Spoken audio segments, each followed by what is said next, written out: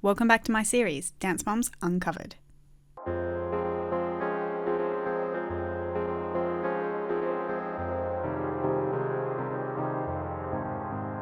The topic of contracts has come up again and again in almost every episode of Dance Moms Uncovered.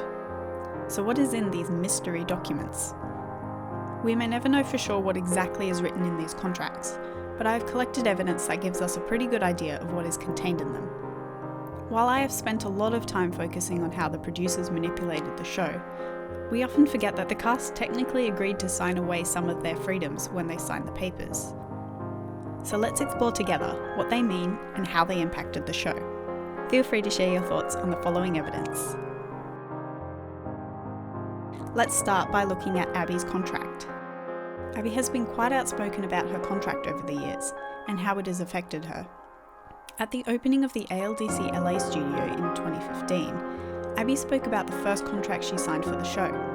She said that at the first competition they attended, she was cornered by the producers, who told her to sign the contract so that they could film her choreography.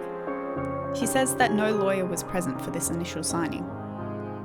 This contract was supposed to last 4 years with an additional 4-year option. Since this contract was signed in 2011, it could still technically be in effect today. At the first competition, West Coast Dance Explosion in Arizona, during that first episode, somebody put a pen in my hand and said, "You have to sign this or we can't shoot in choreography, we can't shoot the work." So I signed a contract for $1,500 an episode for 40 years and a 4-year option.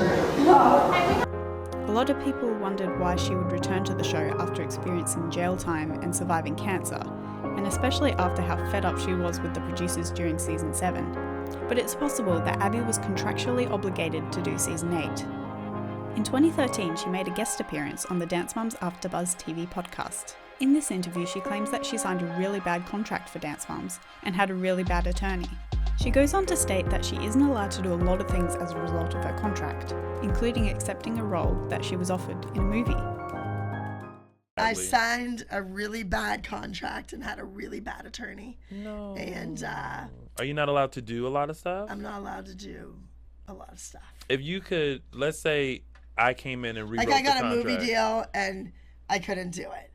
This suggests that part of her contract, and maybe some of the other dancers' contracts, contains what is called a hold period, which forbids talent from appearing on other shows without the permission of the producers. Furthermore, there have been a few instances in which Abby has rebelled against the producers. I've mentioned this before, but the producers once tried to force an idea on Abby in season 6, and she refused to do it. As a result, Abby was fined. Abby also revealed in the season 5 reunion episode that she was once fined $80,000 for refusing to attend a fixed competition. If these claims are true, Abby rebelling against the producers must be some sort of breach of contract, because how else would you get away with taking that much money from someone? 2. The girls' contracts. After they left the show in 2014, the Highlands discussed their contracts at a meet and greet. When they were asked whether or not Paige and Brooke still dance, Paige and Kelly explained that their contract states that they weren't allowed to join another competitive studio until the original 6-season contract for Dance Moms was finished. A while ago I did an episode on why Chloe was left out so much in season 4, and it was because Chloe was no longer a member of the ALDC that year. Well, as it turns out, Kelly admitted that she was never an ALDC studio member while the show was filming, and that they just danced as cast members of Dance Moms. Kelly states that her family was trying to leave the show since season 1, but couldn't because of their contracts. We don't dance right now because in our contract it says that we're not allowed, but we're like trying to join another competitive team because our contract is that we will dance with Abby. And that's for another 2 seasons. But our contract is still season 6, and we're in season 4. So that's why I'm fighting to get out of my contract. Like you see on the news that I'm suing for all this money and all of this. All I want is to be out of my contract. So I've actually been trying to get out of Abby's studio since. Well, actually, we've not been a part of Abby's studio since before the show started. but they wanted us to be part of the show, so we only danced with the show for Dance Moms. We were not part of Abby's studio. And we've actually been trying to get off the show since season 1. We're not allowed because of contractual. Before Dance Moms even started, I was planning on quitting. Yeah. According to Christy, she wanted to leave the show in 2013 after the huge fight over Chloe dropping her hat in the Pink Lemonade dance. However, she had to return due to her contract. In season 4, when Kalani left the team, the show made it look like Kira was too concerned with staying near her boyfriend to commit to the show.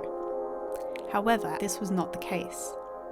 Apparently, the producers requested that they sign a 7-year contract to stay on the show, and Kira didn't want to commit to that much time, especially since she had a 6-year-old son at home.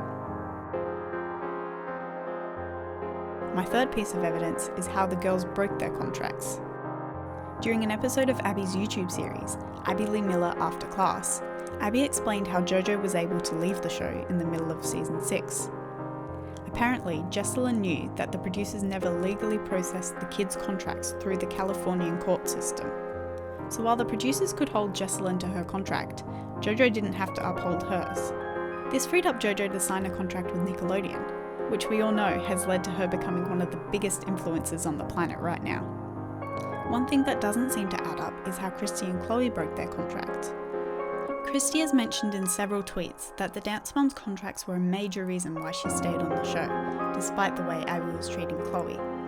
However, Christy was somehow able to back out of the show at the end of season 4, despite the fact that the original contract was supposed to last 6 years. The Zieglers left after their 6-season contract was up, and the Highlands were able to leave when they were fired from Collins Avenue. So how did they do it? There are a couple of theories. The first theory is that Christy had strong ties with the producers and might have renegotiated her contract for 4 seasons instead of 6. This could have happened at the beginning of season 3, when the mums all renegotiated their contracts, which was mostly for higher pay, but perhaps Christy's contract was shortened at this time. The second theory is that perhaps these contracts weren't quite as restrictive as the cast says it is. Some people believe that the cast members stayed for as long as they did because of the money, fame, and opportunities that came with being on a television show. Number 4. Appearance release forms. Online, I found an appearance release form from one of the competitions that the Dance Moms cast attended. This form reveals a bunch of interesting rules and regulations that anyone who competes against the ALDC has to sign. This contract basically states that Collins Avenue has the right to portray you in any way they like. This means that the cast can't sue Collins Avenue for defamation. I find it interesting that even the studios who compete against the ALDC have to give the producers permission to let them do this. So it's pretty safe to say that this would also be in the contracts that the main cast signed back in season 1.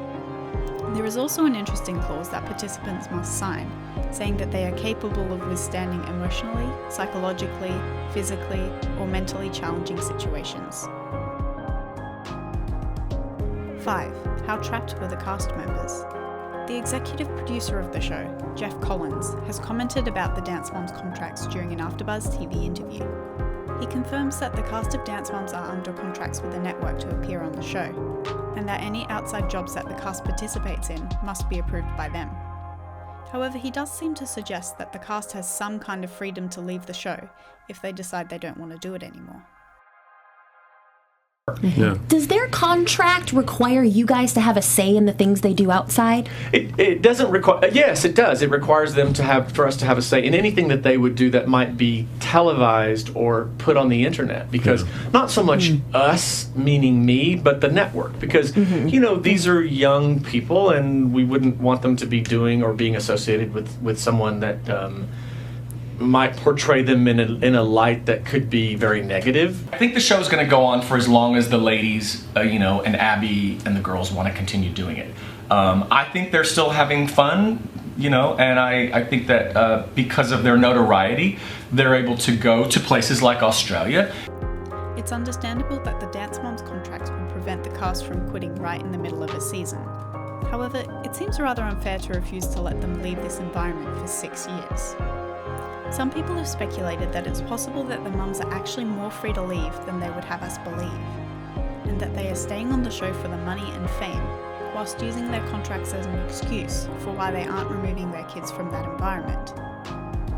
So maybe there's more to these contracts than the cast cared to show. All jokes aside, I agree that this could be possible, but I personally believe that the contracts must be quite restrictive, because Kathy, Kelly, Christy and Abby have all claimed that they tried to hire lawyers and tried their best to back out of the contracts, but couldn't find a way out. So what do you guys think? Do you think the contracts are unfair and restrictive, or is it what the cast should have expected when they signed it? Let me know in the comments below. Thanks for watching, and I'll see you next time. Bye!